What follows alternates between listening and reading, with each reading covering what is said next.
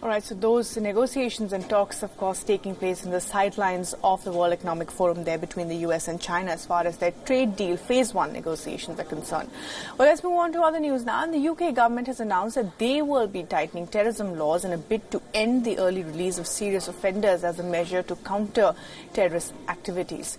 This was first proposed by the Prime Minister Boris Johnson in November as part of his election campaign following a knife attack on a London bridge that claimed 2 lives. The offender, Usman Khan, had been released from jail after serving 8 years of a 16-year sentence. He was convicted for his involvement in a bomb plot. He then launched a knife attack at a prison rehabilitation event. He was later killed by the police in a counter-attack. Under the new law, which might get introduced in Parliament this spring, terrorism offenders might have to serve a minimum of 14 years in prison. The number of probation officers specialized in counter-terrorism will also be doubled under the new legislation, and counter-terrorism wings of the police will also get additional funds. The Home Secretary Preeti Patel has said the government needs to constantly revise techniques to combat possible threats.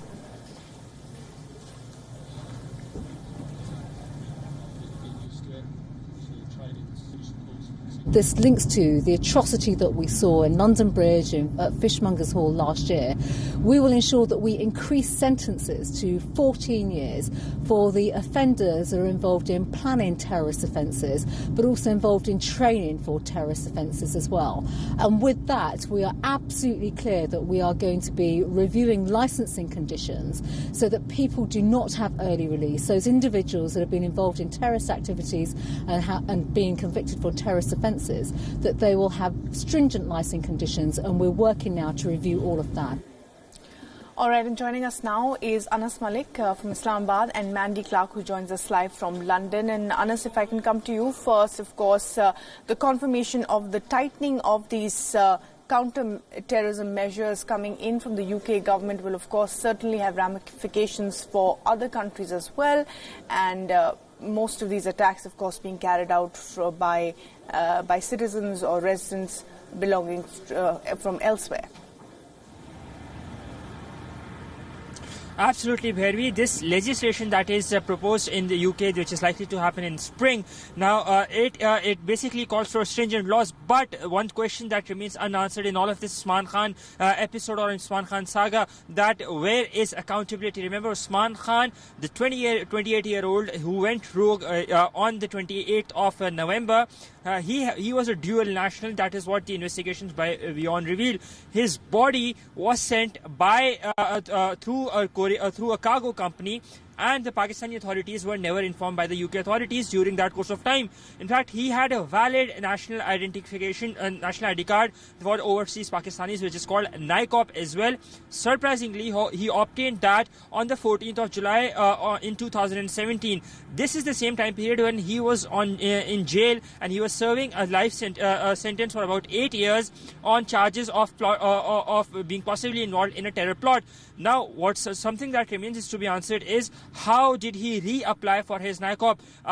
Investigations by us revealed that he first obtained his NICOP in 2006. Usman Khan first came to Pakistan in 2006. Subsequently, he came to Pakistan in 2008 and 2010. Now, no official documentation reflects that in 2008 and in 2010, when Usman Khan was already on the watch list of the UK authorities communicated it to Pakistan about his presence. In fact, something that is to be noted is the fact that in 2010, he was in Pakistan, in the Pakistan-administered Kashmir for about 17 days in his native village. And even then, the UK authorities did not, at least no official documentation reflects that they informed Pakistan. Something that is also to be noted is the fact that when he was convicted even and sent to jail in 2012, even then, the UK authorities did not bother informing Pakistan of the fact that Usman Khan, who had a secondary nationality of a country, and both Pakistan and UK have established diplomatic ties and intelligence sharing mechanisms as well, they did not bother informing Pakistan on that.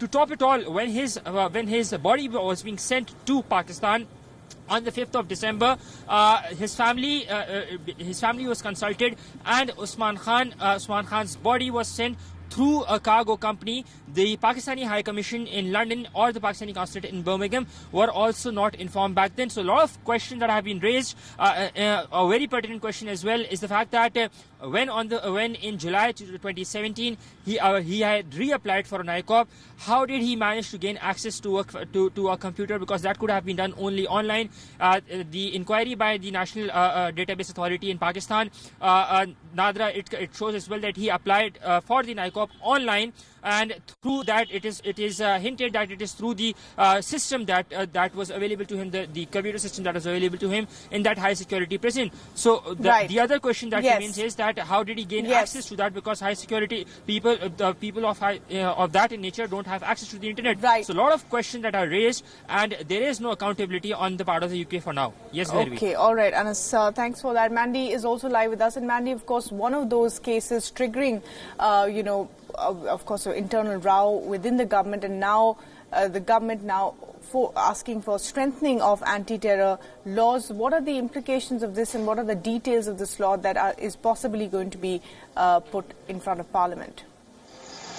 Well, so it's all about serving sentences. So when people get life sentences, often they have the right to parole after half that sentence has been served. He wants to change that to at least 2/3 of the sentence. Also, in the specific case of Usman Khan, he was involved in programs that were about, one was called Prevent, and that's de-radicalization. So he took part in a lot of government-approved schemes that would appear that he was amending his ways, and thus why he would have been allowed to have this early parole. Of course, that was proved to be completely untrue because of the attack on London Bridge, and he used these programs to access early release and then commit an atrocity. So the government is having a hard think at these de-radicalization programs as well, and whether they work or not. There is a specific reviewing case, but for this, what they're debating in Parliament today is very much on the length of sentence when it comes to serious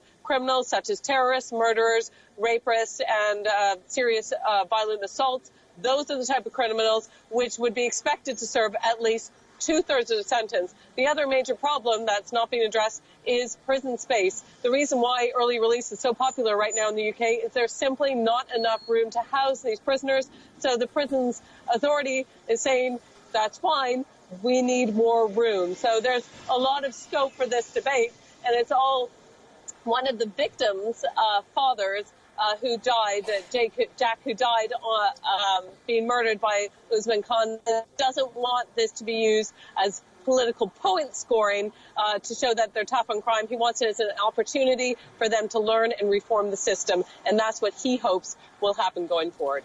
Right, important points there, Mandy. Thanks very much, and Anas, for joining us there and sharing what exactly the UK government is promising here with those stronger terrorism laws and what it means for the UK. Well, with that, it's a